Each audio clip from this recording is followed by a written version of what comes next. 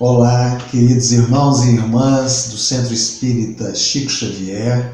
É com muita alegria que voltamos a essa sala virtual para fazermos uma reflexão nessa oportunidade sobre um tema bastante interessante: as profecias. Sabemos que as profecias são um tema que nos intriga bastante, pois são ferramentas que chegam até nós para que nós possamos ter acesso, conhecimento sobre fatos futuros. Porém, muitas vezes elas são muito mal interpretadas, mal compreendidas, e a nossa reflexão da noite sobre o tema As Profecias sobre a Luz da Fé Raciocinada é exatamente para que nós tentemos desenvolver a compreensão correta sobre um tema tão intrigante. Para que nós possamos começar o tema da noite, eu gostaria de me reportar a um acontecimento de 12 anos atrás. No verão de 2008, nos Estados Unidos, a médium Sylvia Browne publicou um livro de previsões que continha uma profecia ameaçadora. Ela dizia o seguinte: por volta do ano de 2020, uma grave doença, um tipo de pneumonia, se espalhará pelo planeta, atacando pulmões e brônquios de milhões de pessoas, matando milhares. E esta doença irá resistir a todos os tratamentos conhecidos de então, sendo vencida somente por uma vacina que será criada na época. Essa previsão sumiu da memória do público, e a médium acabou desencarnando em 2013. Com o advento da pandemia do Covid-19, imediatamente ressurgiu o interesse por esse livro, chamado de Previsões e Profecias sobre o Fim do Mundo. E recentemente esse livro, no formato de e-book, chegou no segundo lugar dos livros mais vendidos no ranking de não ficção da Amazon, e teve centenas de cópias físicas impressas sendo vendidas no mercado paralelo, a preços absurdos. Esse livro não foi ainda traduzido para o português. E aí a gente pergunta, qual o problema de livros proféticos como esse? Autoridades de saúde de todo o mundo relatam um aumento vertiginoso de transtornos mentais advindos da angústia e do medo provocados pela presença dessa pandemia. Essa, portanto, acaba sendo uma nova praga, que é disseminada pelos profetas e adivinhos de plantão, que afirmam de forma irresponsável que o coronavírus é o sinal de que estamos no fim dos tempos. As pandemias têm um poder de fazer as pessoas entrarem em pânico, esvaziando as suas mentes racionais tanto quanto se esvazia o estoque de papel higiênico dos supermercados. Inúmeros avisos do dia do juízo final se espalham pela internet, como essa previsão de Sylvia Browne, misturando o medo do coronavírus com outras coisas quase que paranoicas, como, por exemplo, a criação de um único governo no planeta controlado pela ONU, os grandes incêndios que ocorreram na Austrália, os enxames de gafanhotos lá da África ou da Argentina. E aí surge uma pergunta interessante. O que realmente move esses profetas do juízo final, do fim dos tempos, do fim do mundo? A maioria deles inclui nas suas conclusões leituras imprecisas do Velho e do Novo Testamento, ou seja, da Bíblia, principalmente no livro do Apocalipse. E aí a nossa fé raciocinada aponta que está passando a hora de entendermos tudo isso de forma clara, já que esses profetas médiuns do Apocalipse das redes sociais estão afetando a saúde psíquica de milhões de pessoas do mundo, gerando verdadeiras catástrofes, inclusive aumentando o número de suicídios.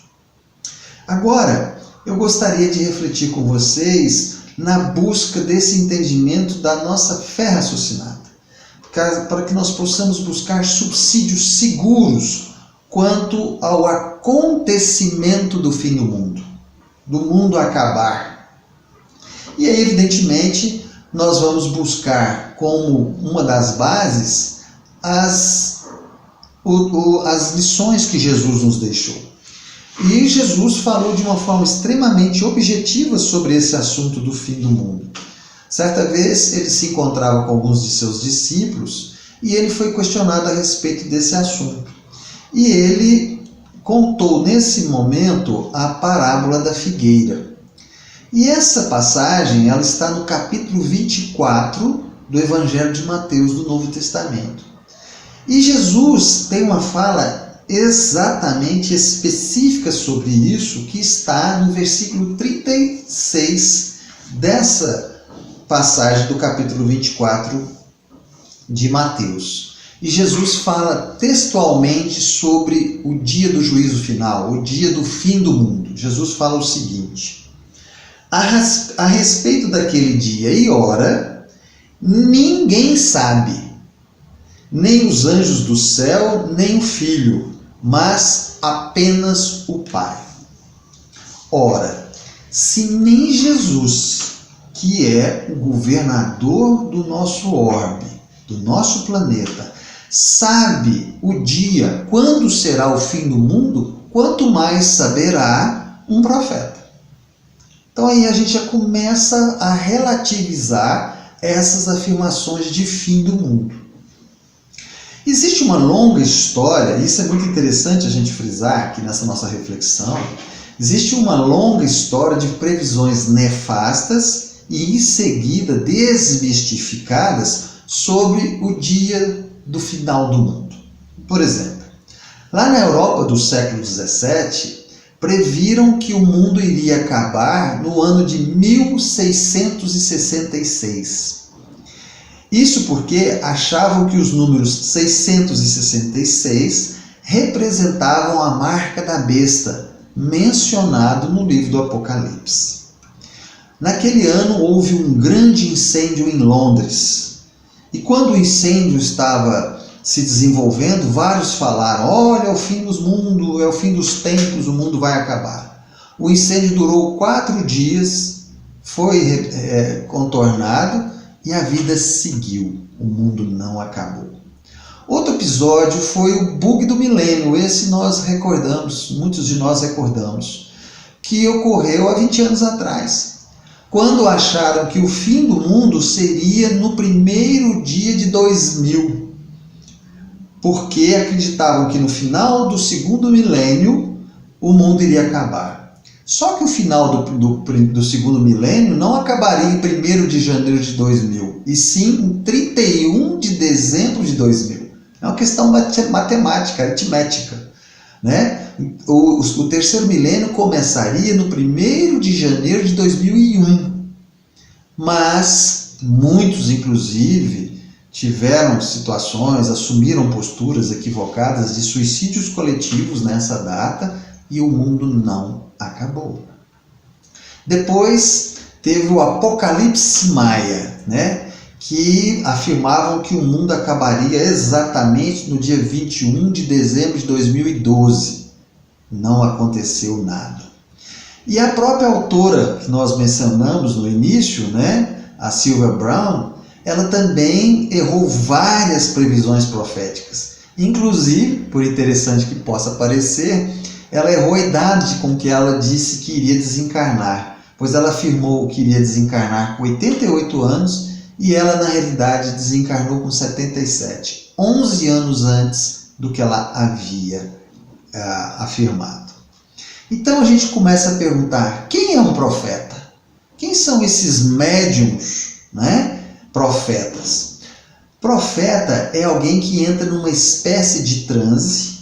Ele capta e percebe algo, tem um lampejo dos acontecimentos e depois disso ele volta e precisa descrever o que sentiu com palavras humanas.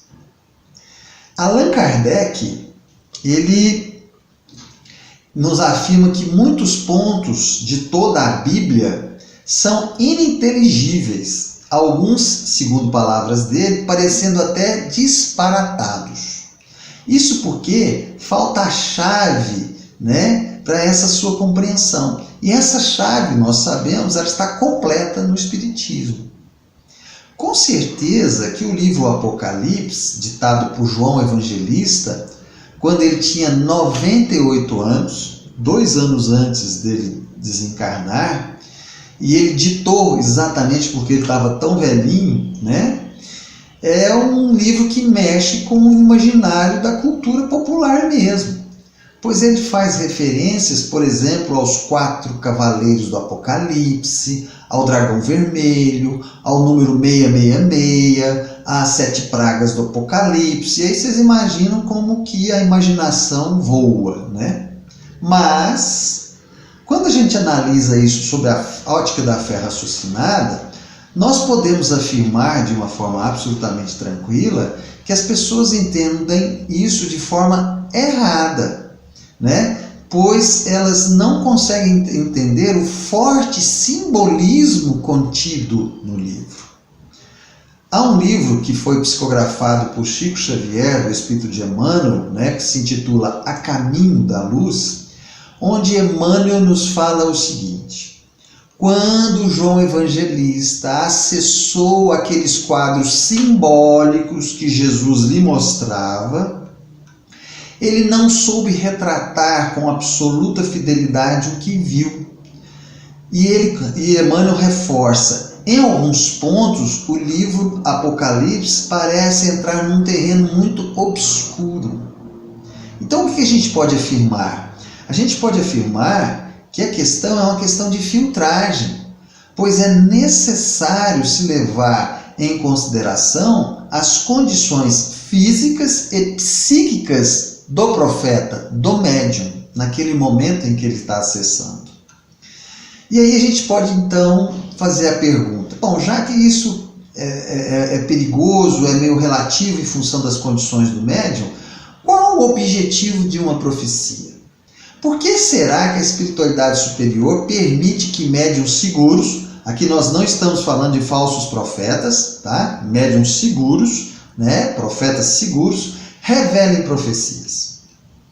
Há um livro muito interessante de perguntas e respostas que se chama Encontros no Tempo, em que faziam perguntas para Chico Xavier e Chico respondia. Evidentemente, as perguntas eram interessadas a Emmanuel e Chico respondia. E aí, perguntaram no capítulo 1, para o Chico Xavier sobre as profecias de Nostradamus. E ele respondeu: com respeito às profecias de Nostradamus ou qualquer outro tipo de profecia, pede-nos Emmanuel para lermos com meditação a parábola de Jonas no Antigo Testamento. Oi? Como é que é? Para entendermos então as profecias, nós precisamos ler com meditação a parábola de Jonas. Então a passagem de Jonas foi uma parábola? Foi. Emmanuel nos afirma isso. Ou seja, quem estiver procurando a baleia que engoliu Jonas, sinto informar que não vai encontrá-la, porque é uma parábola. Bacana. E o que fala essa parábola então? Vamos lembrar dessa parábola? Bom, a parábola de Jonas ela nos conta o seguinte: Jonas vivia no norte de Israel, na Samaria. E naquela época o Império Assírio dominava o mundo. E eles invadiram o Reino do Norte, levando cativo todos os conhecidos, amigos, parentes de Jonas. Levaram presos e destruíram tudo que existia. Na linguagem simbólica do Antigo Testamento, Deus chama Jonas e diz o seguinte: Jonas, tem uma tarefa para você. Quero que você vá em Nínive, capital dos assírios, e lhes dê um aviso. Jonas respondeu para Deus: não, o senhor deve estar enganado.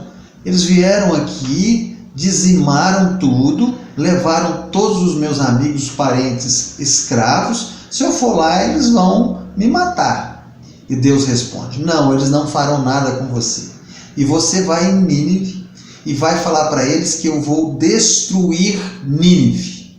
Na mesma hora, Jonas já se entusiasmou. O Senhor vai destruir tudo? Sim, vou destruir tudo. E na mesma hora, Jonas saiu correndo. Tipo aqueles meninos que a gente pede para ir no supermercado comprar alguma coisa, e ele sai correndo. Passa uns minutinhos, ele volta e pergunta: comprar o quê? Foi assim que Jonas fez. E aí ele foi, e Deus falou para ele: volta aqui, tem mais uma coisa. E Jonas voltou e falou: o que foi, Deus? É o seguinte, avisa para eles que eu vou destruir Nínive, tudo. Porém, se eles se arrependerem, eu não vou destruir. O que Jonas fez? Jonas deu de ombro, achou aquilo irrelevante. Falou: imagina, vocês vão se arrepender? Nunca. E Jonas chega na cidade de Nínive, reúne todos os assírios e dá o recado. Tem um recado de Deus para vocês. Os assírios escutando. Deus mandou avisar para vocês que vai destruir Nínive. Os assírios ficaram pensativos e receosos. E Jonas já indo embora, quando ele lembrou do detalhe, volta e com muita má vontade ele fala: se vocês se arrependerem, não vai destruir. Aí os assírios não entenderam. O que você falou? Não, se vocês se arrependerem, não vai destruir. Não, Jonas, fala direito. Deus falou que se vocês se arrependerem, ele não vai destruir Nínive. E os assírios se arrependeram e Deus não destruiu Nínive. Jonas ficou de mal com Deus, voltou chateado. Ele realmente não queria mais conversar com Deus. Deus tentou conversar com ele, ele ficou chateado, falou: não, me deixa em paz, né? Que papelão para um profeta, né? Porque Jonas queria ver o circo pegar fogo, né? E ele sai ao largo assim e senta em um determinado lugar. E o sol estava muito alto, muito escaldante, muito quente. De repente, ao lado dele começa a crescer uma árvore. E essa árvore vai crescendo e vai se tornando frondosa, cria aquela sombra. E Jonas achou ótimo, se encostou na árvore e começou a descansar. Diz na parábola que Deus olhou aquela cena e falou: vou colocar umas formigas ali. E ele colocou as formigas, e as formigas imediatamente comeram toda a árvore, destruíram a árvore. E Jonas ficou muito bravo. Não é possível. Isso é perseguição de Deus, eu estou quieto aqui. Aí chega Deus para Jonas e pergunta: Jonas, por que você está bravo?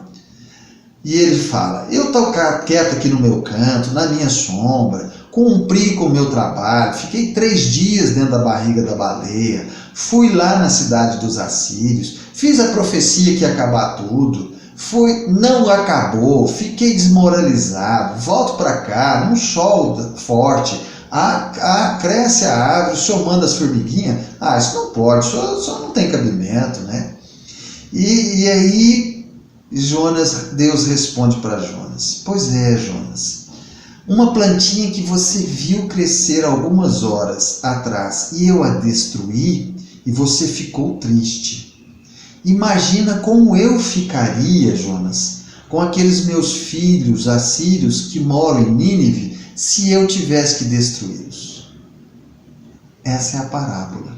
E aí então a gente pergunta: por que Deus permite que as profecias sejam reveladas? Deus permite que as profecias sejam reveladas exatamente para elas não se cumprirem. É por isso. Há uma outra passagem muito interessante, né, que a gente conhece ela do Evangelho, né, de Jesus, quando Jesus está na última ceia, reúne os discípulos, né, e ele diz: aquele que meter a mão comigo no prato há de me trair.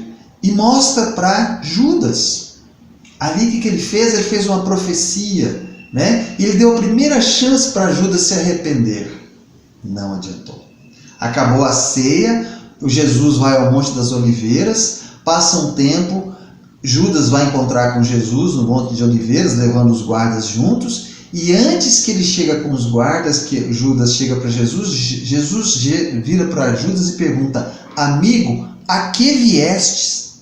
De novo uma profecia, deu a segunda oportunidade. E Judas fez o que todos nós fizemos. Então, as parábolas, queridos irmãos, servem para nos advertir. Nada diferente do que faz, por exemplo, os pais com os filhos. Filho, cuidado, você vai cair aí. Minha filha, não namora com aquele rapaz, ele vai te fazer sofrer. Profecia é um pai amoroso dizendo: filho, você está vendo aquele buraco? Cuidado, você está perto e vai cair. E nós, como os filhos rebeldes, o que nós respondemos? Filha, não namora aquele rapaz, porque ele vai te fazer sofrer. Né? A profecia é um pai amoroso dizendo o seguinte: filho, você está vendo aquele buraco? Cuidado, você vai cair, você está perto dele. E nós, como filhos rebeldes, o que nós falamos? Preocupa não, eu dou conta de pular. Essa é a lei básica das profecias. Né?